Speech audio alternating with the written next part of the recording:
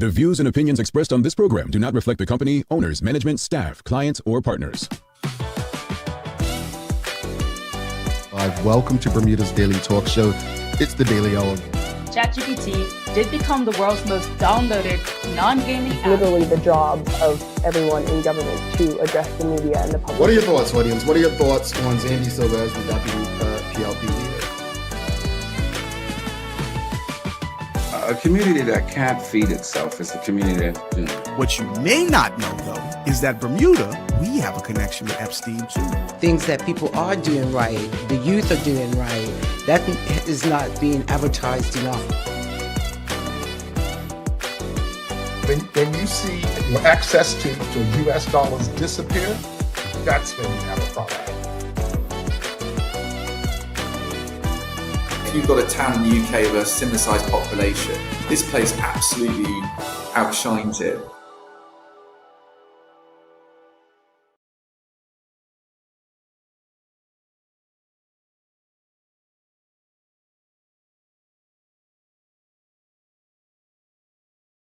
It's Tuesday, the 27th day of January 2026. Welcome to Bermuda's Daily Talk Show. It's the Daily Hour brought to you by the BAC Group of Companies, Medical House, Lindo's, People's Pharmacy, and big love to Hot 107.5 for ensuring that we can pump through the radio airwaves with these most important community conversations. I'm Jamal Hartman, and we'll have a news break from Teo Dill in a bit. How's everyone doing today, this second day of the traditional work week of the final week of the first month of the calendar year 2026? Like how I did that. Hopefully everyone's having a great week so far. I didn't say it yesterday, but yesterday marks 6 years since the loss of Kobe Bryant, his daughter, and others in the helicopter crash. I'll never forget, that was right before the pandemic. And people were in disbelief. And I tell you what, when Kobe Bryant's death was first reported, no one wanted to believe it because it was TMZ. And, you know, TMZ was seen as a gossip place, not a place where you got actual factual news. But I'll never forget, man, I was in shock. Like, you know, it was like, no, Kobe's too young. You know, he's a superstar. No way. And 6 years already since Kobe Bryant and his family, his young daughter, Natalia, and some others were killed in the helicopter crash. All right. Well, Suzanne Ingham says it's a super awesome Tuesday. We are alive and kicking. TDH is in the house to get us off to a great start. Hey, Suzanne, what's up? Well, greetings, everyone, and thanks for making us part of your daily routine. A good one today as we welcome Lorene Phillips on from Clarendon Wallace. I'm looking forward. I absolutely love. You all know I'm a LinkedIn guy, and I absolutely love seeing some of the stuff that Lorene does share. If you don't have a LinkedIn, you need to get on it. I don't know how many times I need to tell you that. But if you do, I hope that she is someone that you are following. A lot of good information and that her and others that she engages with share on that platform. But today we're going to be discussing how professionals can successfully navigate an evolving job market in 2026, especially with AI and technology. The daily play is going to be a remember when. All right, remember when. This is a difficult one. It's a difficult one, but I have faith in all of you. Audience, don't forget to subscribe on our website. Follow us on all of our social media channels to stay up to date with all that we have going on. Help us grow beyond the mic as we do our part to continue to improve our community. All right, questions of the morning. What is the most effective way for government to communicate with the people now? And are you satisfied with how the government currently communicates? Well, why are we talking about this? Folks, we live in a time where we're more connected than ever, and yet many people still feel out of the loop when it comes to government decisions. So today's question is very simple. What is the most effective way for government to communicate with the people now?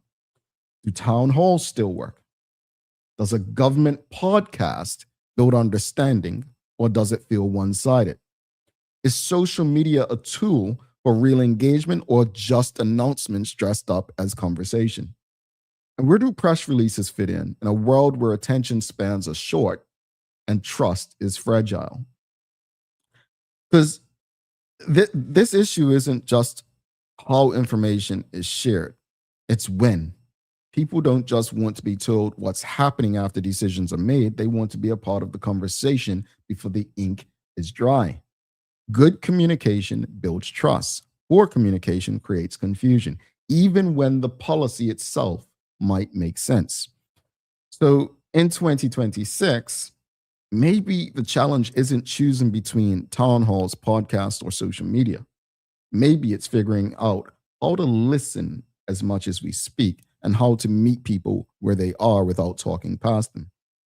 Audience, you hear the questions. What is the most effective way for government to communicate with the people? Yeah. And are you satisfied with how the government currently communicates? Those are your questions of the morning. And this is your daily discussion brought to you by Titan Express and Secure. And let's just go through a few things, because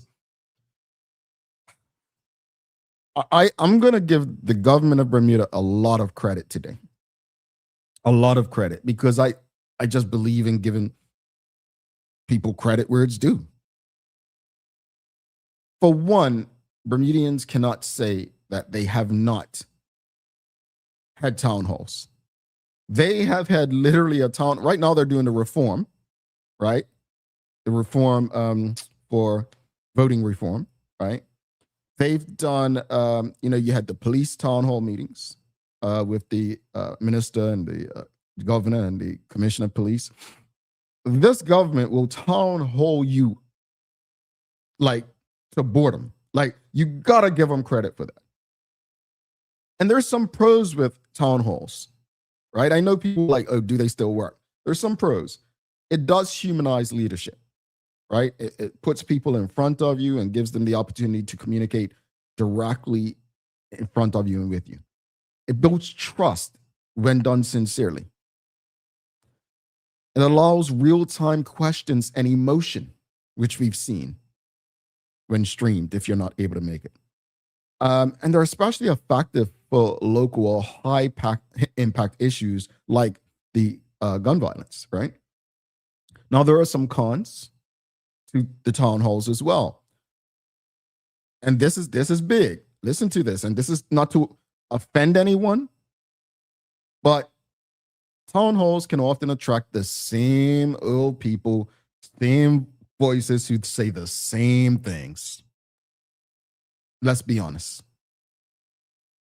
They can also become performative if people feel like decisions have already been made, right? And most of all, if they're not streamed online, especially, town halls are not necessarily accessible to everyone, right? Some people have children that they need to tend to take care of. They have second jobs in this economy. They may not have transportation. They may be elderly. And most of all, some people just don't like speaking out in public. They'd rather have a conversation privately about some things. All right. But what are your thoughts? Do you think town halls are still necessary? Do they work? I think paired with online participation, I think town halls could work. The government just announced recently that they were going to be doing a podcast, right? And I know some people were up in arms about this. So why is the government getting in the podcast business? Well, here are some pros for the podcast. Long form explanations without soundbite distortion. Honestly, you've had CITV. You literally just turned it into a podcast, right? It is great for policy deep dives, like for the government to explain their policies and legislative agendas. It might be necessary. It could also build consistency and tone over time, right? Like they're making information accessible to people in a new format. But there are some cons, and these cons are very important. Please don't ignore these cons regarding a government podcast. It becomes one-way messaging. No back and forth, no discussion. They control the narrative.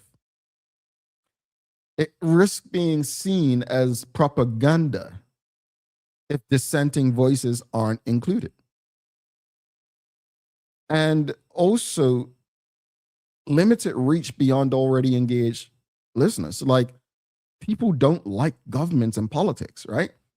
Now, if they were on a different platform, people may tune in. But if it's just this government podcast, well, people don't necessarily want to listen to them. They get tired of hearing talking heads, right? In 2026, podcasts should explain decisions, not replace debate, and should feature critics, not just ministers. So, social media. There are some pros with social media. It's fast, wide reach, meet people where they are already, right? And useful for updates, clarifications, and myth busting. But there's some cons. Social media can oversimplify complex issues. The algorithms, they reward outrage over nuance. And trust erodes if comments are ignored or disabled. I just noticed David Burt, Premier Bermuda, he showed up in my algorithm recently. And I was like, oh, no comments under this picture of him in, I think, Switzerland. And then it looked like, oh, comments are limited. No, Mr. Premier, that's not how you do it. Now, social media, I believe, can be used as a gateway, not the destination. Short updates that link to deeper explanations and real engagement, that's how social media can be used.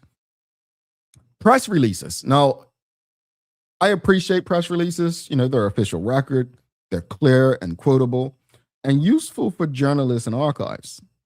But let's be honest, very few people read press releases, right? Often, press releases are reactive instead of proactive. And they can often feel detached or defensive. As a baseline, not a strategy, every press release should point to engagement opportunities. I think someone, a TDH user said, community member said to me recently, that press release last week from the Minister of Education, Crystal Caesar, should have been a press conference. And I feel like this government has done a great job of hiding behind press releases rather than engaging people directly. I think they would do well to do a combination of all. Town halls, government podcasts, social media, and press releases. And I'm not saying each minister choose, but I think that the Minister of Education should do a town hall on this. She'll probably do a government podcast, engage on social media, and press release. But I don't think that it's one should do this, one should do that. People want a more transparent government, folks.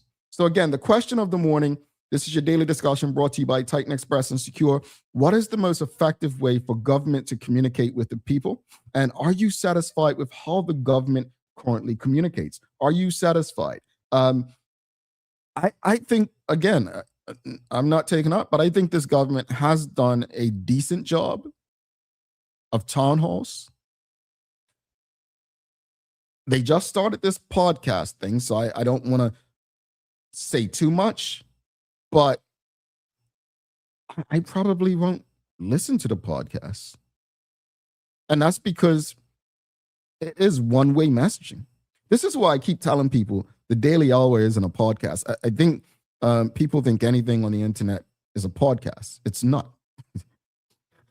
I think people need to do a history of what a podcast is. This is a talk show. And this is a talk show which allows live engagement with different people on a regular basis. People who sometimes you'd only read about in the news, or some people you would only, get to see on social media.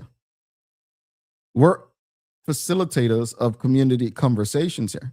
And for me, I think that government ministers, people who are responsible for making decisions in the public's interest, need to go everywhere where the people are. Like, this is not a demographic thing. The demographic is voters, right? You need to be where the voters are. I'm concerned about how we don't communicate effectively. Again, I said it the other day. Maybe part of the strategy of the premier is to allow ministers to do what they do, to speak on whatever their ministries are. But I think at some point, the head of the table needs to stand up and say, you know what, I'm going to call a press conference as, I'm not going to use the term Dr. Simi used, daddy, but as the leader of the country, and here's my take. And it can't be a press release, folks. It has to be more than a press release. You know? So what are your thoughts, audience? Yes or no? Are you satisfied currently with how the government currently communicates? That's a yes or no. Are you currently satisfied with how the government communicates? Be it social media, be it press releases, be it town halls. And do you think town halls still work? Do you think they still work? Let us know in the comments. This is your daily discussion brought to you by our friends at Titan Express and Secure. And a terrific Tuesday to you as well, Shelly Todd. Hope you're well. But let us know, are you satisfied with how the government currently communicates with the people? Are you satisfied with the methods that they currently use? I'll give you another example. In Thailand Communications, you have various government ministers that who go on to the talk programs on Magic 102.7 and some on Hot 107.5 who engage the people where they are. To me, that is still necessary. And I think like town halls, some people are like, oh, well, the same people call the same people. Well, that's like this show. Some of the same people come in. That doesn't dismiss anything. This just shows that people are more likely to engage in certain spaces than others. And that's fine. That's okay. To me, it's the quality of the conversations and the engagement. That's what's going to lead us places, right? But let us know, audience, what is the most effective way for government to communicate with the people now? Do you believe it's a podcast? Do you believe it is press releases? You're fine with press releases. Do you believe it's town halls? Do you believe it's social media? I remember leading up to the 2020 election, I mean, the Premier David Burt was on Twitter X regularly. Like that was his go-to, like, oh, this is where I need to be for the people. I don't know if he's on there like he used to be, but he definitely, I believe it may have made a difference, his presence. Personally, I do believe that to be in politics in a small place like Bermuda today, you definitely need a social media presence. I do believe so. I think that's kind of what, when I think of politicians, Dwayne Robinson, Douglas DeCudo, quite a few. Those two in particular come to mind who get it. Possibly Owen Darrell, possibly Diallo Rabane, David Burt. I think they get it when it comes to engaging people where they are. Michael Dunkley was absolutely awesome at it. I don't know if you all remember the former Premier Dr. Ewart Brown. He was very good at it as well. Let's go to the comments. Again, audience, what is the most effective way for government to communicate with the people now? And are you satisfied with how the government currently communicates? We've got Kathy Dell here with Ming, says town halls are still relevant. Okay. Amari Simon says online town halls. I feel like online town halls are beneficial and they work when people engage, right? When people engage. And when I say when people engage, I mean, if you're having a town hall and it's streaming online, you've got to take questions from the people online. You've got to make them part of the conversation. Again, personally, I do feel like if we looked at this government, they've done a great job at having town halls. And some of you think they're still relevant. To me, it's just checkbox exercise, right? That's personally, I feel like that's what they're doing as far as that. But hey, it works. I think they've done a fantastic job with social media. They do. I'll give it to them. I think that as far as press releases, they do well. I mean, DCI, they do a great job of letting you know. I mean, truthfully, we only have ourselves to blame when we don't know certain things that we should. Between the government press releases and all the mediums right now, we kind of have ourselves to blame. I'm a bit concerned about this government podcast, but it is an opportunity as well, right? Another place for people to have access to government information. Again, still need to be challenged on the information, but that's why you invite them on other platforms to engage. Traveling Trotty says, I think the government needs to communicate in a variety of ways to engage various sectors of Bermuda. What are some of those ways? I said earlier that the government, unfortunately, your demographics are voters, right? You need to be everywhere voters are. You don't govern just for the people who vote for you, right? So for me, not everyone's going to attend a town hall. Not everyone's going to listen to a podcast. Not everyone is going to read a press release. Not everyone engages on social media. There are pockets where people need to go. Yeah. So that everyone can feel like they're part of the conversation and the process. Folks, this is your daily discussion brought to you by Titan Express and Secure. We're going to show them some love. Then we'll go to the news break with Teo Dill. After that, take a first break. Then we've got Lorene Phillips coming on. We're going to be talking about navigating the workforce, today's workforce, with all the technology and AI, people saying AI is replacing jobs. Look, every day I read on LinkedIn, there are hundreds of thousands of people being let go from companies who are heading toward AI. This is a conversation today about how we can all prepare ourselves for a workplace that is evolving beyond some of our current skill sets. So I'm really, really looking forward to the conversation with Lorene Phillips. Shelly Todd says, I prefer on the doorstep one-on-one. I get you. I think it's necessary. All right, folks, let's show some love to Titan Express and Secure. Then we will go to Teo Dill for your daily hour news break.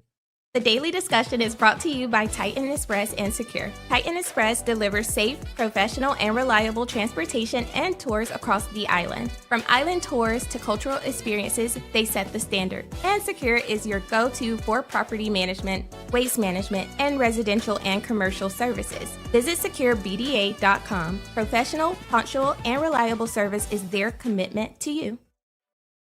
All righty, let's go to Teo Dill for your daily hour news break. In the meantime, if you are streaming with us on Facebook, LinkedIn, YouTube, Twitter X, or Instagram, help us beat the algorithm by giving us a love, like, follow, share the link with your friends, your family, your colleagues.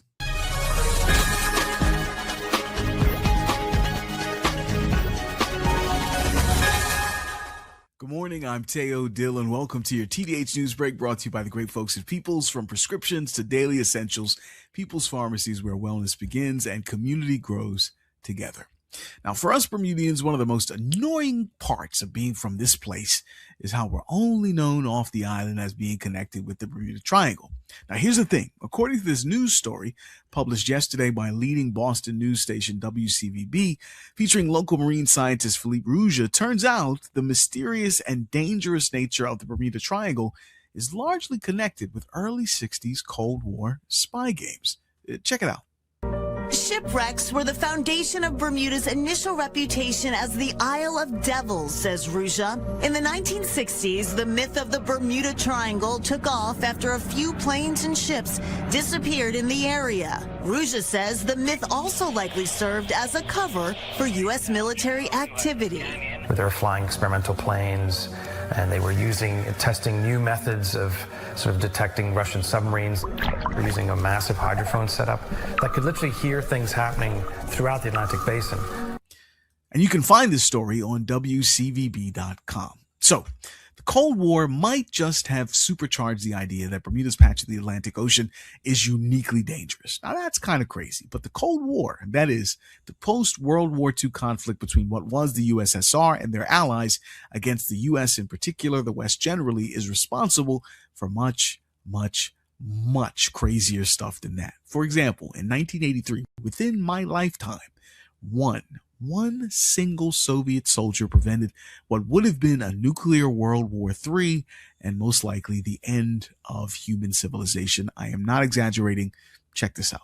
Imagine then Stanislav Petrov's shock when in the early hours of the morning of the 26th of September 1983, a siren went off and the computer alerted that there was a missile headed for Russia, followed by another, then another, then another, then another. 5 intercontinental missiles were on their way.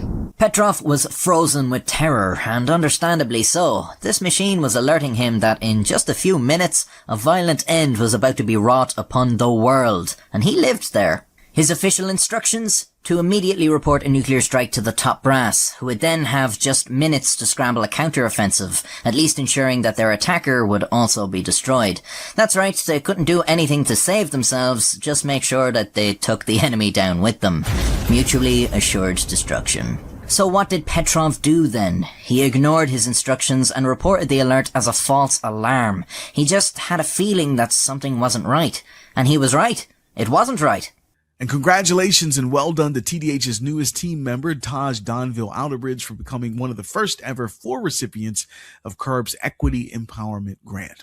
A CURB rep explained that the Equity Empowerment Grant's a restorative initiative established by donors Dr. Alexa Verdi and Dr. Rosemary Hall, who've acknowledged their privilege in receiving scholarships for further education while considering Bermuda's systemic inequities.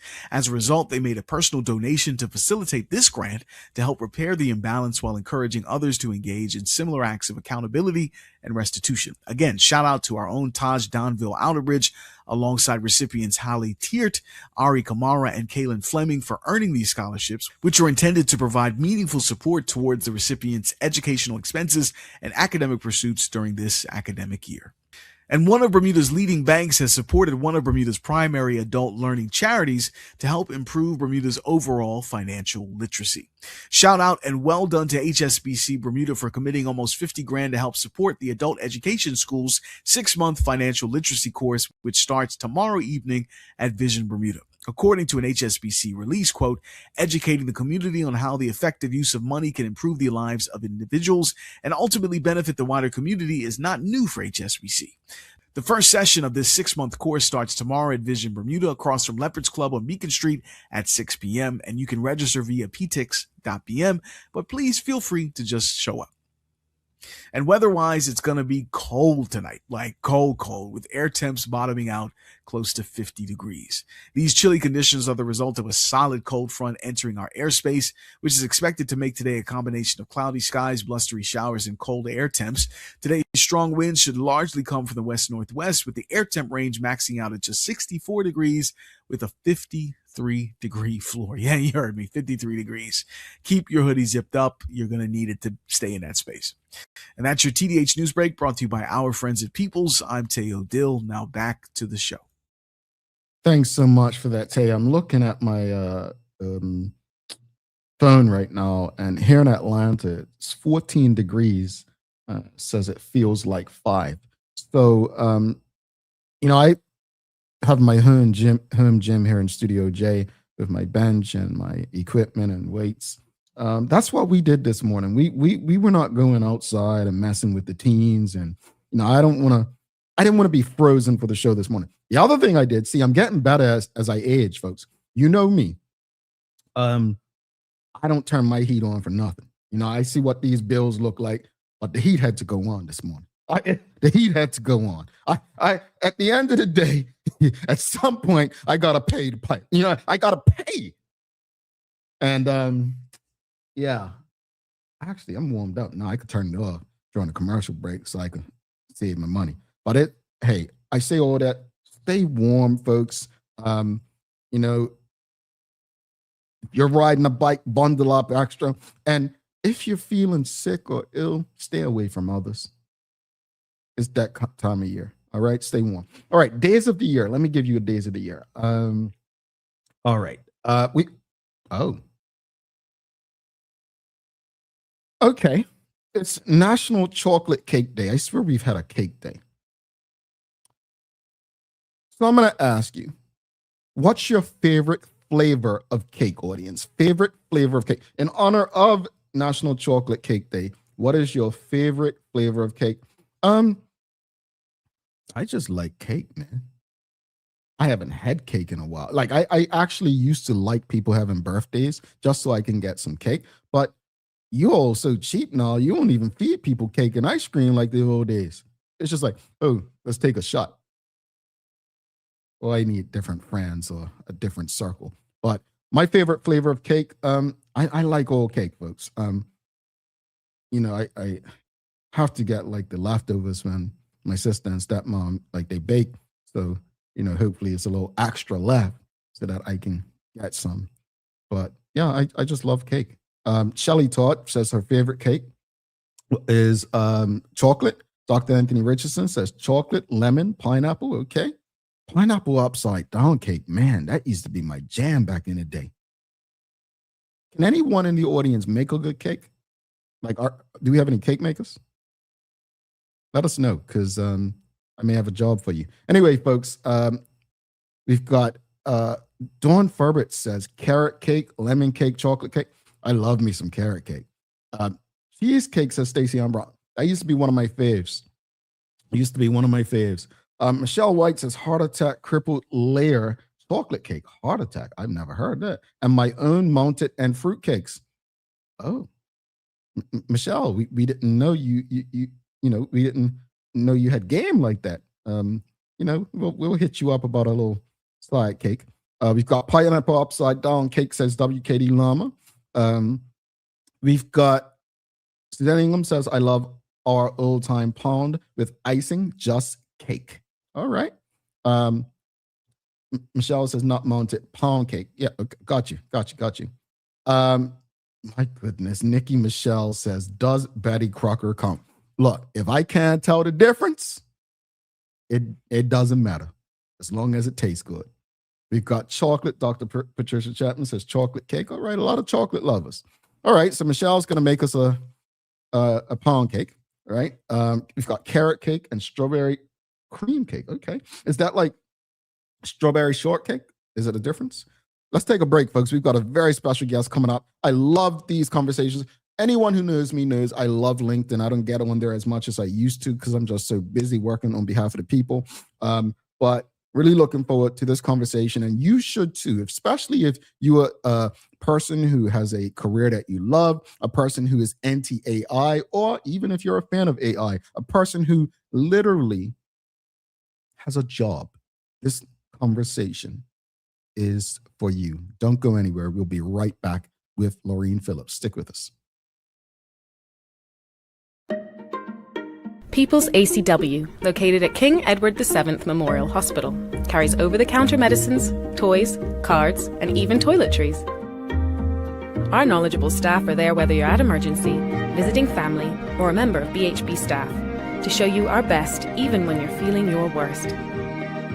People's ACW, we're here for you.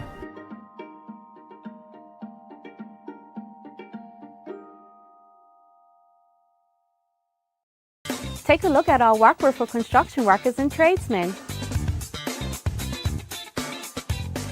Durable, stretchable in all the right places, and plenty of options for tools and accessories. Here with our wide range of tough and comfortable footwear, you can't go wrong. As you can see, Medical House really is a one-stop shop for everybody. We can't wait to see you. See it all at our new expanded location on Bakery Lane. Discover Drop It, your go-to grocery delivery. Browse and select from a wide range of groceries, from fresh produce to daily essentials. Our friendly drivers deliver fresh groceries to your door fast, saving you time and hassle.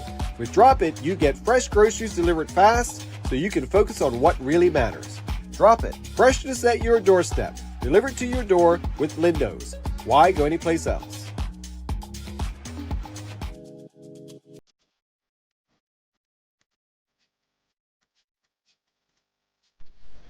For over 70 years, Bermuda Pest Control has been protecting homes and businesses island-wide. We offer a full suite of services, including rodent control, termite fumigation, and general insect control and maintenance. Our team of experts will quickly and efficiently eliminate any pest problem you may have. With Bermuda Pest Control, you can enjoy a pest-free home in no time. We're committed to providing fast, reliable, and solution-driven services for our customers. It's what we've been doing since 1952. Call Bermuda Pest Control today and say goodbye to pests for good.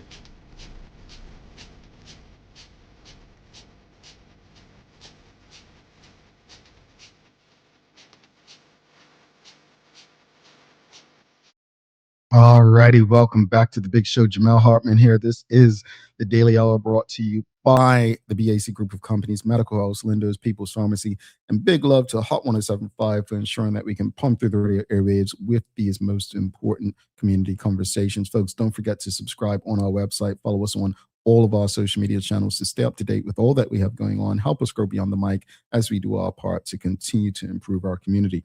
All right, without further ado, bring on one of my LinkedIn connections. I consider this person an associate, almost a colleague, a LinkedIn colleague, someone who engages with helpful information. And folks, again, if you don't have LinkedIn, in the United States, it's like if you don't have a LinkedIn account, you don't have a career. That's how they see it in the US. I've tried to get so many Bermudians, especially people who've been in jobs for a long time, to just get a LinkedIn account, but they don't see a need for it. And it's mostly my folks who work in public service or civil service or government. And I think because of the history of those positions is, once you're in them, you stay forever. I'll tell you what, you never know what the future holds. Make connections. When some of you travel for work and you go to conferences, connect with the people that you're meeting there. It can make a huge difference. Anyway, with an evolving job market and the impact of AI, so much is happening. I'm going to go on LinkedIn right now. I want to just prove something to you. So I'm going to go on LinkedIn. Well, that's not allowing me on. All this before she comes on. So I'm going to click news, right? And, well, surprisingly, there's nothing on here. But usually on LinkedIn news on my side, there's this company just laid off 10,000. This company just laid off, or there's something about AI on here. Salesforce lands $5.6 billion software contract with Army. GM beats fourth quarter earnings. More Americans think middle-class life is not an illusion. 2026 most buyer-friendly market, according to Zillow. That's housing. So that's what we have. Anyway, without further ado, we've got, Michelle White says, LinkedIn and AI is the future. It's the now, right?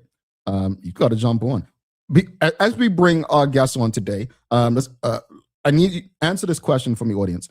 How many of you have a LinkedIn account? Yes or no? And do you utilize it? Just a yes or no. How many of you have a LinkedIn account? And without further ado, let's finally, after that long introduction, bring in our guest for the day. We've got Lorene Phillips from Clarendon Wallace. Good morning. Good morning. Great to be here. I am dying with laughter about LinkedIn. There's over 1 billion users on LinkedIn, and that's where it's happening. So I'm on a crusade just like you, Jamel. Let's get everyone there. Yeah. Unfortunately, people try to get on LinkedIn when they need a job, and I tell them that's way too late. Way too late. You want to build those connections long before you need them. So good to be here. Thank you for coming. Thank you for coming. Long time coming. And because no, seriously, I don't get to engage on LinkedIn like I once did, because I'm just I wouldn't say I'm all over the place, but for me, being kind of not having a full-time team, I get pulled in so many different directions. But I do get on, and it's people like yourself and Nikki Fagan, and we've got there's quite a few Bermudians that on there and share such vital stuff. And I'm just like, I wish that some of the folks that I used to see on Twitter X not complaining, but with their concerns, engaged more on LinkedIn, because a lot of the things that they discuss, the solutions, is kind of in what you all share, right? But before we jump into today's conversation, just give people a bit of, because you haven't been on in a while. When I checked, I was like, wow, it's been 3 years on this, right? Yes. Just give the audience a bit of background about who you are and what it is that you do.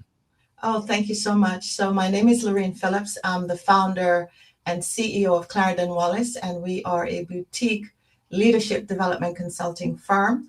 And we've been around almost 6 years. So I launched the practice about 3 weeks before this little event called the pandemic. And I have been pushing and just evolving with the business. And I'm so delighted to be here. Prior to that, I was an underwriting executive, both in the insurance and the reinsurance space. And I ended my career in the London market and came back to Bermuda at the end of 2019. I'm a mom of 3 young men and happily married. This Thursday will be 32 years. Wow. 30, yes. Looking 35, folks. Looking 35. I'm going to stay around. But mom of 3 boys, that's not an easy thing to do. And she still looks young. So there's some good young man, I'm guessing. Good young man. I think I've met 2 of them. Yes. My oldest is 30. Then I have a 26 going 27. And then I have a 24-year-old. They're all in different parts of the business. I'm definitely a mom for boys. I'm from a family of all girls. I'm a twin as well. So there's someone walking around that looks a lot like me. I was going to ask you that on the spot. No lie, I was.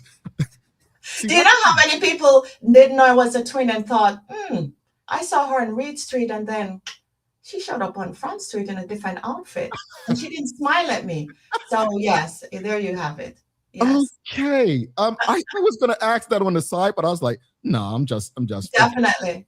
Okay. Yeah. So mom of boys was quite a challenge, but we made out okay. Okay. I was one of those sons, so I could imagine. Let's jump into today's discussion, and thank you for that to give people an idea. But most of the audience said yes, they have a LinkedIn account. Dr. Anthony Richardson, Stacey Ann Brown, Michelle White says personal and business. Ramon Smith, Manuela says yes. Renee Simmons, yes. And Nikki Michelle says, sir, have you read my latest post on LinkedIn? You've been missing it. I'm getting back in after this conversation because what I'm not going to do is feel guilt after one of my LinkedIn colleagues is here with us. But let's jump into today's conversation. Absolutely. One of the big things on LinkedIn, and I read LinkedIn news when I'm on there mostly, is artificial intelligence, right? It's literally changing the way people work across different industries. Explain how. I want all of us to take a deep breath, including me. And the reason why I'm saying that, I really want to bring context to this subject. We have all been a part of major transitions and changes before, and AI is just one of them. I don't know how many of your listeners remember when we moved from typewriters to PCs. Oh my gosh, that was phenomenal. We could actually copy and paste, and we didn't have to throw away the paper when we made an error. We didn't have to use whiteout. Anybody remember whiteouts? Yep. And if it didn't go on the exact spot, then we had to start all over again. And we made through just fine. Then who remembered Y2K? We thought the world was going to come to an end. Apparently we did just fine. And most recently we went through a pandemic. I mentioned earlier that I launched my business 3 weeks before the pandemic, and we all adapted, we all morphed up, and we all learned new ways of being. AI is not new. It has been around for many, many, many years, but the proliferation and the acceleration of AI is really what we're talking about today. Indeed. And the reason why I wanted to do that, I wanted just to bring some context that we have done an amazing job in how we have adapted and how we've learned new ways of showing up in the workplace, of showing up in life. The fact that I am here in Bermuda, Jamel, and you're in Atlanta, and I feel as if you're literally next to me, that in itself is just the psychological shift that took place. I remember in the pandemic, we were all having parties we found all these ways of engaging and creating environment in spaces where our humanness was still alive and well. And that's the mindset. And I have to start at the beginning in terms of how we think. Now, AI is changing how we work, the way in which we work. And the ones that are going to make it has a lot to do with what's up here first in the mindset around how we're going to adapt and evolve with this new tool, right? And it cuts both ways. So let's talk about the positive value of AI. First of all, and I'll talk about as an entrepreneur and as the professionals that I serve in their work environment, my golly, it takes away a lot of the routine, drudgery, grunt work that you can now reserve your executive thinking capacity to make strategic, smarter decisions, because now your brain is not fighting for resources because it's there doing all these mundane tasks. It's now freed up to really tap into your executive part of your brain, which is like 20% of your brain is your executive thinking. Everything else, the other 80% is fighting, for it. So I think just the ability to free up time and to free up space for you to think and to be smarter and to be able to innovate and to be able to be better and to be able to add more value to your organization is a game changer. I appreciate that. I've said it on this show before. I'm a late bloomer when it comes to technology. Like, I refuse to use rideshare for the longest. I'm that guy that I take my time doing stuff. And even with AI, doing the creative stuff that I'm responsible for, I just refuse to use it for the longest until I realize, no, I need to pay attention when people are talking. So why don't I just get AI to record this and then turn it into a presentation and bullet point? Like, that's the kind of stuff. When you just spoke, it was just like, yeah, I found ways to make life easier. But there are people with a lot of anxiety about AI replacing jobs. Absolutely. Speak to us about, like, where the real opportunities for professionals who are willing to adapt. Where are those opportunities going to be? Oh, first of all, I'm going to answer the last part of your question, which is the opportunities are endless. But I'll come back to the beginning, which to say that feelings of anxiety around any change is normal. I felt the same way. I remember so my husband is in the tech space. He's the techie guy. And I remember having my first iPhone. And Jamel, literally, I kept saying, this is a phone. This is a phone. That's all it is, a phone. And one day I was on the train heading to work in London. And I thought, hold on a minute. I could send some emails and I could draft a document. And I realized it was more than a phone. It was a tool. When was the last time we used our phone to speak? It's actually a tool. So we're all capable of not just adapting, but getting past these anxieties. You see, many of us as professionals, as individuals, our sense of self is rooted in our professional identity. And so the introduction of AI and automation can be perceived as undermining that, undermining our values, perhaps undermining our expertise or even our status. And this is where organizations internally can do a great job at really highlighting how AI can be complementary to individuals in elevating their performance in the workplace. So even just the language that you use, right? Even the language that you use. Let's speak to I guess, when the pandemic happened, there were certain jobs, customer facing jobs, that disappeared. And I remember one of the conversations we had, and I don't know if you wrote about this as well. I cannot remember, my memory is not what it used to be, but I remember conversations about transferable skills. Yes. What skills do you believe will matter most in the AI driven workspace, both technical and human skills going forward?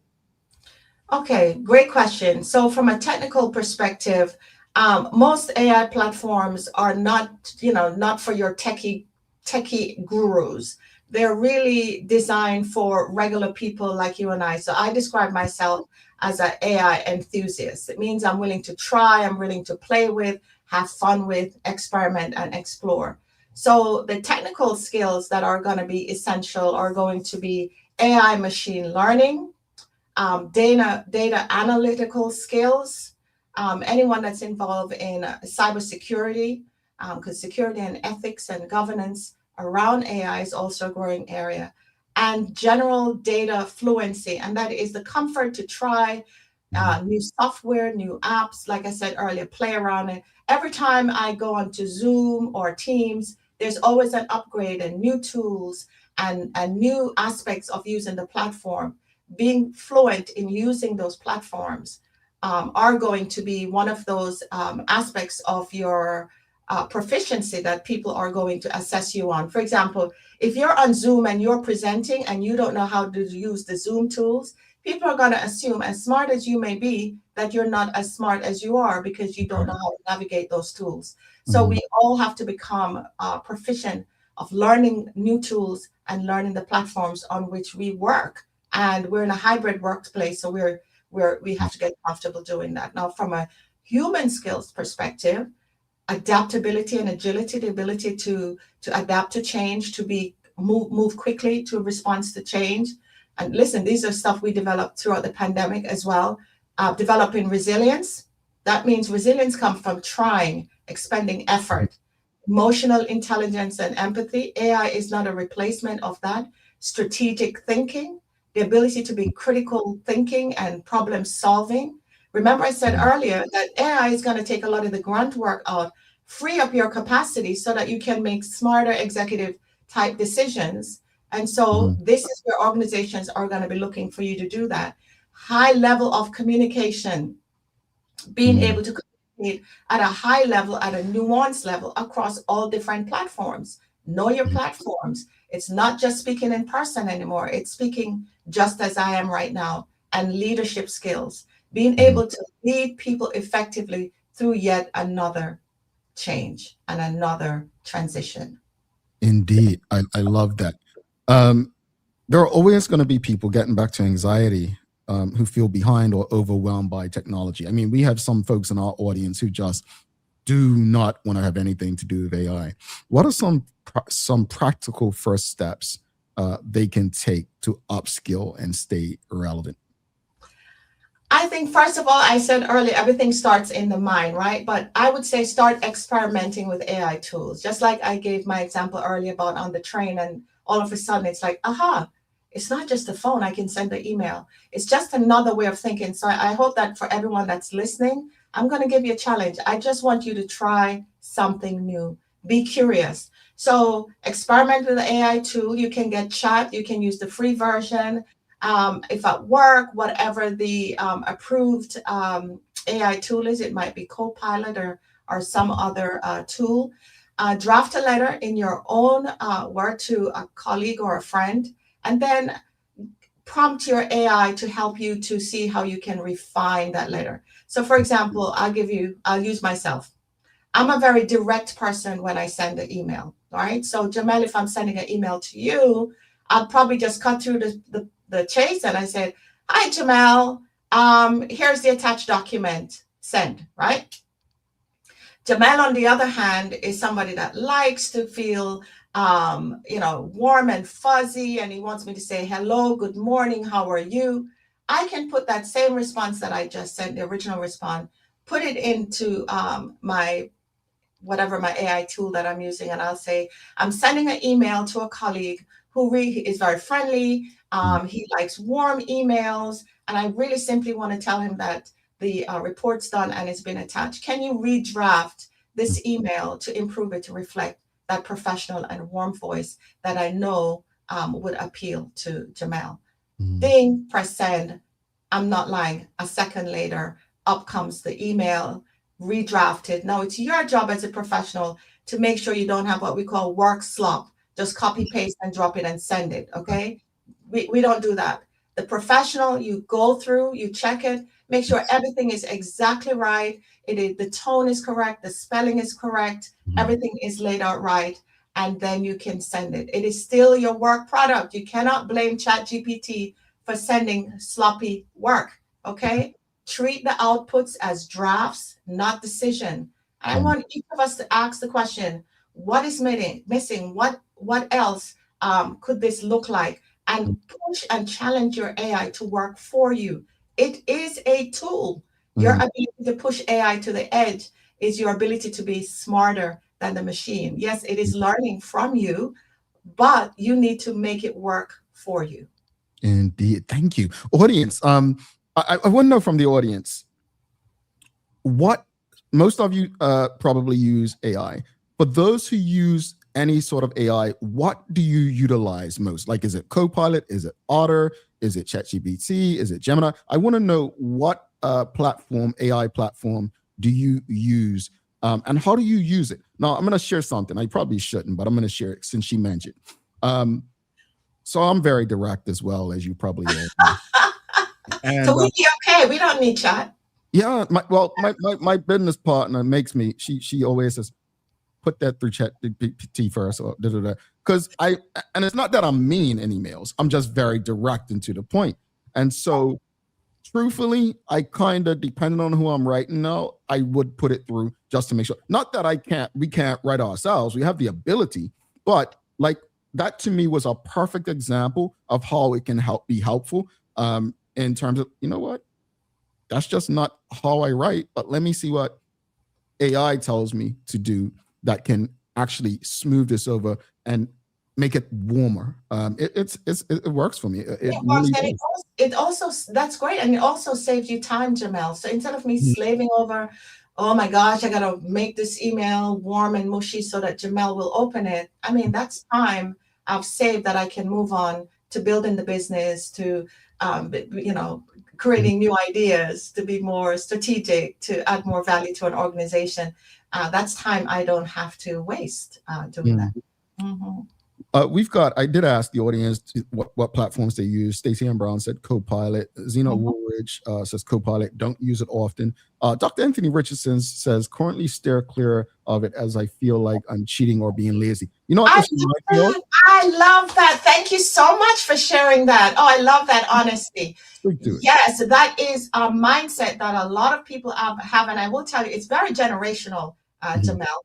If you're a Gen Xer like I am, or a boomer, it's all about working hard and sweating and push and doing the grind and, your work product, and it's your work, and I had that mindset, and that I would say that was, I'm from the Caribbean, and we believe in working hard. And when I thought, oh my gosh, you mean I just put something in and spews this out and that's it? That's not my work. Am I stealing? Is that cheating? So I'm here to say it's just another way of working, right? You can tell those individuals that are cheating and that are lazy because, like I talked about work slump earlier, they don't check their work. They don't check the email or the report that it makes sense. It's just a bunch of globbly words, and you can tell when it is AI done. And frankly, I find it very disrespectful if somebody just copy paste something out of AI, does not read it, does not put their uniqueness, their stamp, their values, does not fact check, does not adjust the layout. Oh my golly, even the font, change the font, and make sure that it looks like your work product. Then that is work slump. I think a lot of people are feeling a lot of pressure to use AI, and they're using it as a shortcut. So there's a poor way to use it. That's why I say it's a tool and it cuts both ways. But there is a fantastic way to use it. When you know how to use it well, it can absolutely be a differentiator. It can lift a lot of that heavy load of the grind off you so that it can open up your capacity to do smarter, more executive level work. You know what it reminds me of? Calculator. When I was in school, couldn't use calculators. It was like you were cheating. That's what I saw when I saw that comment. But I'm glad you responded the way you did. It's because you do feel like I'm going to be honest with you. If I use ChatGPT, I feel like I'm not doing the work myself, right? I do feel that. So I can completely get it. But you are doing the work because you are telling this it's like telling your assistant what to do to assist you. Like, for me, AI isn't supposed to replace you. It's supposed to assist and enhance you. And I think you used that language earlier. Right. It's a colleague. It's a work colleague. Yeah. So to me, it's a work. We have conversations and get proficient, everyone, at prompting. The better you can prompt is the better AI will work for you, right? So prompt it. Like I was writing I'm working on my book, Jamel, Build to Win. And so I have a lot of content that I've gathered over the last 6 years. And so I have lots of transcripts. I have a lot of training I've done. And I realized, oh my gosh, I don't have to write from scratch. These are my words. I've already literally said all of this before. So I can take my original content and I can use the tools to help me to really put it in a cohesive way. It is phenomenal to see my words laid out in ways that are just on point. And, you know, I have the settings that have my tone. I upload original works that I've written. So it reads exactly like me. My words are the same words I would use. It doesn't sound like someone else. It is phenomenal. So really just embracing AI and understanding how it can really expand your ability to grow, your ability to serve others, your ability to share information at a much faster pace is also an advantage as well. Yeah, and that brings me to this part. You know, I always wondered, especially during the pandemic, man, what jobs are like future proof or recession proof, right? What jobs? And I was thinking maybe a police officer. I'm like, no, because they're using robots to do certain jobs. Trades, Jamel, the trades. I'm telling you, the plumber, the electrician, the tiler, anything with your hands. Those you just simply cannot replace those. Yes, they will have some element of AI and advancement in the tools that they use, but nothing beats a master carpenter. I had some work done at my house recently, and I'm telling you, the carpentry was just amazing. Yeah, so those, you know, so there's an opportunity here to bring back in those skills and rightfully so. So I think for white collar jobs, certainly entry level jobs, like so for my kids that are just starting out their career, or for young people that are starting out their career, that's a huge angst because those entry level positions are just not as available. You know, the ones where you're doing data entry and learning the business at the bottom, a lot of that is being taken over by AI. So that means it's an opportunity for organizations to become more creative around how they can attract and retain young talent. And we'll figure it out. That's what leadership does, at least good leadership. Love that. Yes. Lorene, I've got the next conversation with you already. We're going to be talking about Built to Win, right? Yes. Can't hold you all day today. But I before you head out, if you could get, because again, we're having this conversation. Not everyone who probably should tune in is probably tuned in. A lot of people who you know, are panicking or not feeling at ease in their current positions, knowing that, you know, I literally had people in Bermuda while I was in Bermuda in November and December saying to me, look, man, you know, my job can replace me at any time, you know. And, you know, one person was like, look, I'm the only one in the house working. You know, I just try to go and create tasks for myself. But if you could give people one piece of advice, like to any professional navigating this transition with AI and technology in 2010, 26, what would it be? It will be the same advice I would give you 10 years ago, 10 months ago, 10 days ago, and right now, is to always be in a mindset of continuous learning. Always be growing and always be learning. Always looking at where the opportunities are and reskill and upskill if you have to, so that when the opportunities come, you can meet it. There is no benefit in avoiding something that's already down the pike. It's about what can I do to prepare myself so that I can be the best candidate. If that means going back to school, so be it. But there are so many ways of upskilling without even having to leave home. You can do online courses, you can do certificate courses, you can go on LinkedIn and do some of their courses as well. Just constantly upgrade and upskill yourself. And you should be doing that continually, and employers will recognize that. They will recognize that. My final statement is AI is a tool, but performance remains human-led. Performance remains human-led. So AI will never replace us. They are a tool. We lead them. Thank you so much. I been too long. Looking forward to the next conversation. But I really appreciate. I really hope the audience, you know, Stacey Ann Brown saying here, great conversation. Thanks for sharing your insights, Coach Lorene. I hope that, you know, those who have anxiety or issues who were tuned in this morning feel more at ease. But tell me something before you head out. You do so many things. You hold sessions. How can people reach out to you to learn more, connect with you, so that, this is just this first conversation of many with you? Sure. Thank you for that offer. So you can connect with me on LinkedIn. I'm fairly active there, or you can go to my website, lorenephillips.co. That's Phillips with 2 L's. All righty. Thank you so much, Lorene.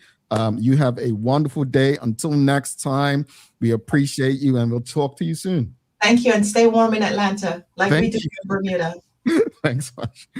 All right, folks. Lorene Phillips, if you appreciated that conversation and you are streaming with us on Facebook, LinkedIn, YouTube, Twitter, X, or Instagram, please give us a thumbs up, a love, a like. Make sure you share the conversation with your friends, your family, your colleagues. Lavette Pemberton says, excellent. Jewel Eve says, great conversation with Lorene. Rashida Godwin says, great conversation. Absolutely. She is an awesome person. Definitely too long. And she is proof that I was in church in December to you all, because you all like talking about me behind my back. We were sitting right next to each other. That's right. Well, there was an aisle in between us, but she's proof. I should have said that while she was on. So I saw her in person and I said, it's been too long, and we made this happen. So and I saw it at the BDC thing as well, but I'm glad that she does what she does. And folks, if you don't have LinkedIn, if you're not active on LinkedIn, trust me, get there. Get active, utilize it. We're going to take our final break. We'll come back and have a daily play. I don't know if you all are going to get this. I'm not calling you any names, but it's a difficult one. Usually I say it's easy, but I'm being honest with you. I want to see who gets this. Stick with us. Dreaming of expanding your business? With BDC's Loan Guarantee Program, we support your ambitions. Get up to 75% guarantee on bank or credit union loans up to $300,000. Just your vision and our support. Apply today and unlock new business opportunities. BDC, Bermuda business starts here.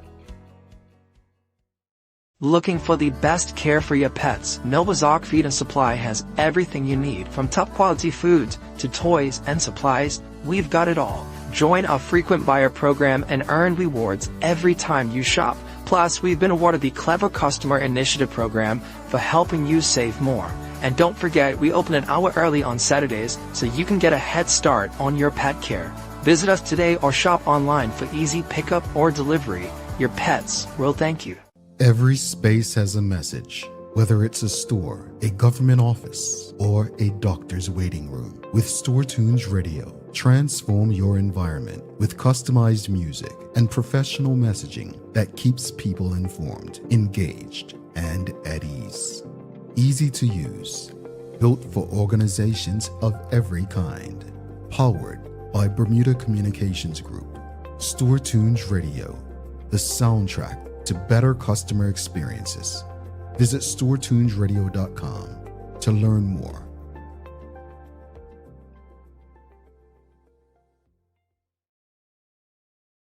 All righty, welcome back to The Big Show. Jamal Hartman here. Thanks again to Lorene Phillips for stopping by. Really appreciated the conversation. Also, if you haven't already, make sure you give us a thumbs up, a love, a like. Make sure you share the conversation with your friends, your family, your colleagues. Thanks again to the BAC Group of Companies, Medical House Lenders, People's Pharmacy, and Big Love, so Hot 1075 for ensuring we can pump through the radio airwaves with these most important community conversations. Folks, it is time for the Daily Play, brought to you by Bermuda Trivia, now available at stores throughout Bermuda. Follow Bermuda Trivia on Facebook, Instagram, Twitter, X, and TikTok to find out why it's Bermuda's favorite trivia game. All right, are you ready? This is not a Bermuda Trivia question, but it is a remember when. Let's see who gets this.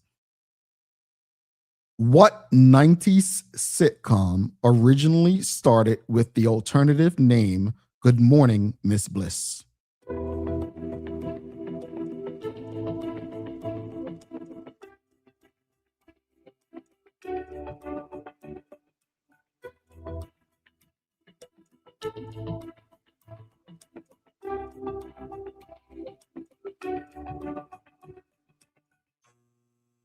I told you it was hard. I thought someone would get. Stacey Ann Brown came through, folks. Stacey Ann Brown came through. Yeah, it was Saved by the Bell. I know you all watched Saved by the Bell. Don't act brand new. I know you all watched Zach Morris and Kelly Kapowski and Slater, AC Slater, and Screech, and Lisa Turtle, and Jesse.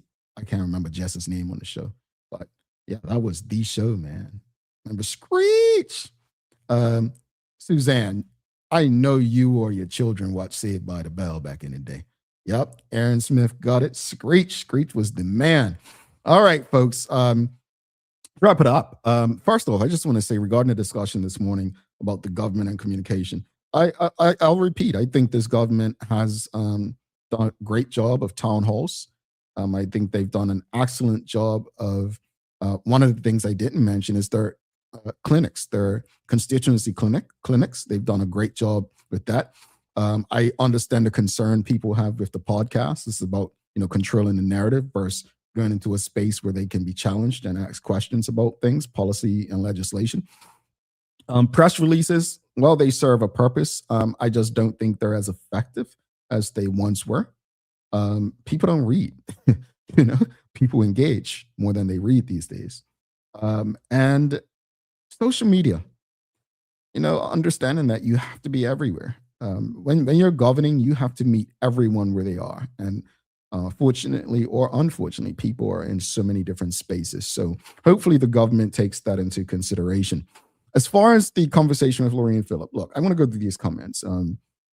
We've got Cameron Fox says, well, go listen to the World Economic Forum on AI. Smarter and artificial intelligence equals dumber people in the future. Look, it will probably lead to a lazier people, if not done right. AI shouldn't make us lazier. It should enhance what we already do. It shouldn't make us dumber. It should add value to who we are and what we do. It only makes us dumber if we allow it to replace us, right? The calculator, in my opinion, didn't make us lazier. I'm sorry, didn't make us dumber. The Audible books, the Kindles, in my opinion, didn't make us dumber, right? That's a form of technology, artificial intelligence, and the like. So it's about what we use it for, and what the end goals are. I think broad statements to think it'll make us dumber. It's if you allow it to take over your entire life and thought process. AI shouldn't be telling us how to think. We should be prompting AI into helping us to achieve what we want to achieve. No, AI is replacing a lot of jobs. I mean, some side hustles are now going to be gone. Artificial intelligence has been impacting us since for the our existence, right? Nowadays in big cities, we've got self-driving cars that's replacing, cabs were replaced by rideshare companies. Rideshare companies are using self-driving cars now, replacing the side hustle, right? You've seen in certain restaurants, there's no cashiers, certain stores, right? Self-checkouts. It's changing. And the best way to respond to some of these changes is to learn, not complain, but learn. Renee Simmons says, you still need to think and enhance. It's not that easy. Yeah, we still need to think, use our brains. AI doesn't necessarily, it requires the human element to exist. Again, I'm not all in on AI, but what I've tried to do is adapt to it. And that's what I would encourage any and everyone to do, is at least try to adapt. And remember, I told you, I'm a late bloomer. I adapt late usually. But I surround myself with people who encourage me into spaces to keep learning. And those would be my words to all of you: keep learning. All right, I've got to give you a daily inspiration, don't I? All right. Oh, I like this one. This one. Here we go. It's your daily inspiration for today, folks. It's from Leo Tolstoy. Quote, everyone thinks of changing the world but no one thinks of changing himself. End quote. Whew. That's a word. Do with that what you will. Folks, please don't forget to subscribe on our website. Follow us on all of our social media channels to stay up to date with all that we have going on. Help us grow beyond the mic as we do our part to continue to improve our community. Thanks again to our partners, the BAC Group of Companies, Medical House, Lindos, People's Pharmacy, and big love to Hot 1075 for ensuring that we're able to do this with you on a daily basis. As always, we appreciate you, we love you, and we thank you for making us part of your daily routine. If all goes well, we'll be back to do this again with you tomorrow. I'm Jamel Hartman. Please do make it a safe and a great day. We are out. Peace.